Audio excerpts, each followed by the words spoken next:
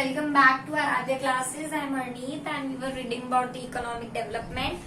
हमने 2 videos complete किए। एक वीडियो में हमने पूरा का पूरा कंसेप्ट पढ़ा है कि डेवलपमेंट क्या होता है, इकोनॉमिक क्या होता है, प्रोग्रेस क्या होता है।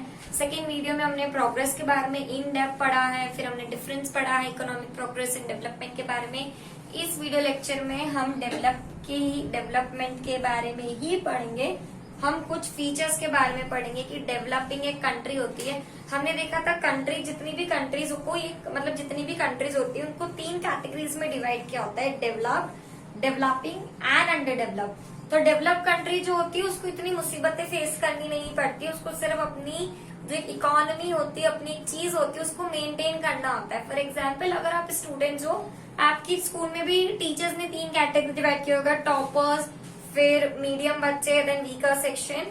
तो जो टॉपर्स है उनको इतनी दिक्कतें नहीं होती है समझने में एंड समझाने में, उनको बस अपने परसेंटेज को, अपनी पढ़ाई को मेंटेन करना पड़ता है। सिमिलरली एक डेवलप नेशन को अपनी डेवलपमेंट का जो सारा स्केल ऑफ मेजरमेंट है उसको मेंटेन करना पड़ता है। पर मेंटेन करने में भी हवा टाइट होती है। हमें भी पता है कि अगर हम एक बार 90% ले आए तो हमारे माँ बाप की एक्सपेक्टेशन होती है हमारा बच्चा हमेशा 90% लाए, तो एक मेंटेन करने में भी हवा टाइट हो जाती है, राइट। देन है डेवलपिंग कंट्री। डेवलपिंग कंट्री को हर एक चीज में बहुत मुश्किल आती है क्योंकि उसको अपने आप से भी लड़ना होता है और सामने वाले से भी लड़ना होता है। फिर आती है डेवलप्ड अंडर डेवलपिंग कंट्री, जिनको तो पूछो ही मत, जिनके पीछे वीकर बच्चे होते। वैसे बोलना नहीं चाहिए कि बच्चे वीकर होते, बच्चों का हर किसी का दिमाग अलग होता है, वैसे ही हर एक कंट्री अलग होती है। तो जैसे हमें बच्चों के पीछे ज्यादा दिमाग लगाना पड़ता है, वैसे ही अंडर डेवलप कंट्री को ज्यादा दिमाग लगाना पड़ता है, ज्यादा मेहनत करनी पड़ती है अंडर डेवलपिंग से डेवलपिंग आने में। अंडर डेवलपिंग से कोई कंट्री डेवलपिंग में आती है, डेवलपिंग से वो फिर डेवलप नेशन में जाती है। तो इस वीडियो लेक्चर में हम डेवलपिंग इकोनॉमी के फीचर्स के बारे में पढ़ेंगे। We will learn about the features of developing economy. Developing economy के फीचर्स क्या है, हम इस चीज के बारे में इस वीडियो में पढ़ेंगे। तो पहला है less per capita income. Less per capita income. See, economy of developed and developing countries are separated on the basis of per capita income. First video lecture में मैंने समझाया था per capita income क्या होता है। per capita income मतलब एक individual इंसान की अपनी इनकम। तो एक डेवलपिंग कंट्री का फीचर होता है लेस per capita income। हमारी कंट्री एक डेवलपिंग कंट्री जरूरी नहीं है कि हर किसी की इनकम लाखों में हो, करोड़ों में हो या कुछ हजारों में हो। तो यहाँ पे पर कैपिटा इनकम लेस देखने को मिलती है, जिसका मतलब होता है नेशनल इनकम कम होती है। अगर नेशनल इनकम कम हो रही है दैट मीन्स अल्टीमेटली आपकी इकोनॉमी कम ग्रो कर रही है। दूसरा होता है पॉपुलेशन ग्रोथ। हमारी कंट्री क्यों डेवलपमेंट नहीं हो पा रही है? 70 साल हो गए उसको आजाद हुए हुए, 70 साल से उसके पास इतनी अच्छी पॉलिसीज है, प्लान्स है, सब कुछ है, पर वो डेवलप क्यों नहीं हो पा रही है? इस रीजन के कारण कि हमारी कंट्री में पॉपुलेशन बहुत है। अब आप बोलोगे मैम चाइना तो हमसे भी ज्यादा वो पॉपुलेटेड है, फिर भी वो एक डेवलप्ड है क्योंकि वहाँ की पब्लिक समझदार है, वहाँ की पब्लिक को काम करने के तरीके पता है एंड वो पहले से ही बहुत ज्यादा प्रोग्रेसिंग कंट्री थी, इसलिए उसको डेवलप होने में ज्यादा वक्त नहीं लगा। हमारी कंट्री पहले से ही बैकवर्ड नेशन थी, हमें पहले सोसाइटी में चेंज लाने पड़े, फिर हम धीरे धीरे इकोनॉमिकल चेंजेस की तरफ जा रहे, पर हमारी कंट्री में अभी भी सोसाइटल चेंजेस की बहुत ज्यादा जरूरत है। चाइना में ऐसी दिक्कतें नहीं है, इसलिए वो एक डेवलप नेशन है बावजूद पॉपुलेशन के बाद भी, ठीक है। Third is dependence on agriculture. Dependence on agriculture. C dependence on agriculture मतलब कि एक डेवलपिंग नेशन जो है वो एग्रीकल्चर पे ज्यादा डिपेंडेंट रहती है। हमें पता है कि हमारी कंट्री जब इंडिपेंडेंट हुई थी तब हमारे पास 70 to 75% ऑफ पॉपुलेशन एग्रीकल्चर में डिपेंडेंट थी।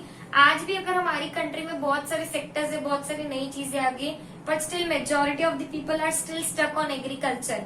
तो कहीं ना कहीं एग्रीकल्चर पे टिकी हुई है एंड जो टेक्निक्स है वो सारी एग्रीकल्चर को इतना सपोर्ट नहीं कर पा रही है, जिसके कारण हमारी जो इकोनॉमी वो बहुत धीरे धीरे ग्रो हो रही है और उसके कारण हम लोगों को सफर करना पड़ रहा है। Next is unemployment. अनएम्प्लॉयमेंट हमारी देश का और हमारे जैसे सारे डेवलपिंग नेशंस की सबसे बड़ा दुश्मन है अनएम्प्लॉयमेंट। अनएम्प्लॉयमेंट मतलब क्या? बेरोजगारी।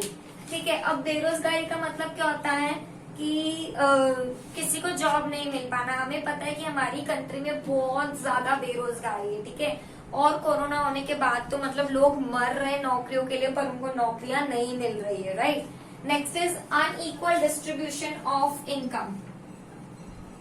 Unequal distribution of income. Unequal distribution मतलब कि सभी राज्यों में इक्वली या सभी राज्यों में या सभी वर्गों में इक्वल डिस्ट्रीब्यूशन ऑफ इनकम नहीं होना। इनकम मतलब पैसा। तो हमें पता है कि कोई स्टेट अमीर है, कोई स्टेट गरीब है। आप उड़ीसा चली जाओ, छत्तीसगढ़ चले जाओ, बंगाल, बिहार चले जाओ, तो वो एक डेवलप्ड स्टेट तक नहीं है, उनको बहुत ज्यादा गरीबी झेलनी पड़ती है, उनके पास इतना इनकम जनरेशन नहीं है। So there is an unequal distribution of income in our country, जिसके कारण भी जो उस सोसाइटी, वो जो उस पर्टिकुलर स्टेट है वो इतना डेवलप नहीं हो पा रहा है। और पूरी कंट्री को डेवलप करने के लिए हमें एक एक स्टेट पे ध्यान देना है कि एक एक स्टेट अच्छे से डेवलप हो सके। Right. Next is poverty. Poverty मतलब गरीबी। अब बेसिक सी चीज है ये, अगर ऊपर के सारे पॉइंट्स पूरे नहीं हो पा रहे तो एक इंसान ऑटोमेटिकली गरीब हो जाएगा। अगर उसकी इनकम कम है, पॉपुलेशन बहुत ज्यादा है, वो एग्रीकल्चर ऐसे छोटे मोटे कामों में डिपेंडेंट है, या वो अनएम्प्लॉयड है, या उसके पास इक्वल इनकम नहीं है, उसके राज्य में इक्वल इनकम नहीं आने की, वो गरीब इंसान है ही है। ठीक है। Next is dual economy. Now what do you mean by the term dual economy? See, dual का मतलब होता है दो। dual का मतलब होता है तो दो। So the economy of a developing country is based on the dual और mixed system. Mixed system मतलब हमारी तीन तरह की इकोनॉमी होती है, socialist, capitalist and mixed economy.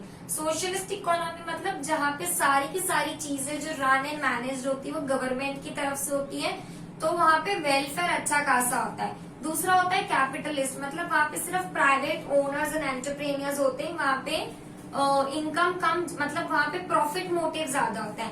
And next होती है मिक्स्ड, यानी कि प्राइवेट एंड पब्लिक दोनों ही साथ में मिलके काम करते हैं, जिसके कारण वेलफेयर भी अर्न होता है एंड प्रॉफिट भी जनरेट होता है। तो डुअल इकोनॉमी भी एक रीजन है, क्योंकि अल्टीमेटली आप एक चीज पे फोकस नहीं कर रहे हो, ना ही आप वेलफेयर पे फोकस कर रहे हो, ना ही आप प्रॉफिट पे फोकस करते हो। ऐसा होता है ना कि अगर आप आपके दोनों एक पैर उस चीज में डालते हो, एक पैर उस चीज में डालते हो, तो आपके दोनों ही बैलेंस बिगड़ता है।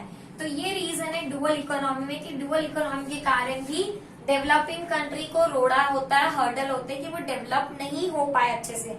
Next is insufficient infrastructural facilities.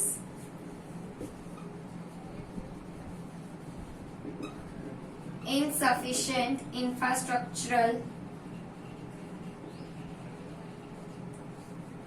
Facilities. अच्छा, अब इंफ्रास्ट्रक्चर का मतलब रोड बनाना, ब्रिजेस बनाना नहीं होता है। इंफ्रास्ट्रक्चर एक बहुत वाइड टर्म है, ब्रॉड टर्म है। इंफ्रास्ट्रक्चर मतलब आपका banking facilities, telecommunication, road transport, each and everything is covered in infrastructure. तो अगर आपकी कंट्री में इंफ्रास्ट्रक्चर अच्छे से डेवलप नहीं है तो अगेन वो कहीं ना कहीं आपकी इकोनॉमी पे इफेक्ट करती है। ठीक है। Next is form of international trade.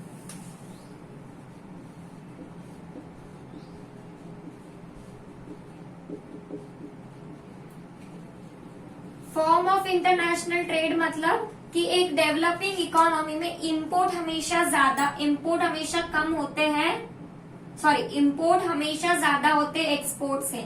मतलब हम इंपोर्ट ज्यादा करते हैं, एक्सपोर्ट कम करते हैं, चीजें बाहर कम बेचते हैं, इंपोर्ट ज्यादा करते हैं। तो उसके कारण भी हमारी जो इकोनॉमी में जो हमारी जो बैलेंस ऑफ पेमेंट है कि कितना पैसा बाहर जाना चाहिए, कितना अंदर आना चाहिए, वो बैलेंस नहीं रह पाता है। वो बैलेंस नहीं रह पाता तो उसके कारण भी हमारी इकोनॉमी इफेक्ट करती है। तो वो मतलब हम सिर्फ एक ही टॉपिक इस वीडियो में कवर करेंगे, क्योंकि अपने आप में एक बहुत वाइड टॉपिक है। ठीक है। तो इस वीडियो में हमने फीचर्स देखे डेवलपिंग कंट्री के, less per capita income, population growth, फिर एग्रीकल्चर पे ज्यादा डिपेंडेंस होना, अनएम्प्लॉयमेंट यानी बेरोजगारी होना, अनइक्वल डिस्ट्रीब्यूशन ऑफ इनकम होना और गरीबी होना, डुअल इकोनॉमी होना यानी कि मिक्स सिस्टम चलना, आपकी गवर्नमेंट प्राइवेट एंड पब्लिक का मिक्सचर होना, इंफ्रास्ट्रक्चर अच्छे से नहीं है, then form of international trade यानी कि एक्सपोर्ट कम होना, इम्पोर्ट ज्यादा होना। This was all about the features of developing economy. Next video lecture में हम देखेंगे कि टाइप्स कितने हमारी कंट्री में सेक्टर्स हैं एंड कौन कौन इकोनॉमिक्स कितने एक्टिविटीज में बटी हुई है। So this was all about this video. Please keep reading it, and if you have any doubts, do let me know. Thank you.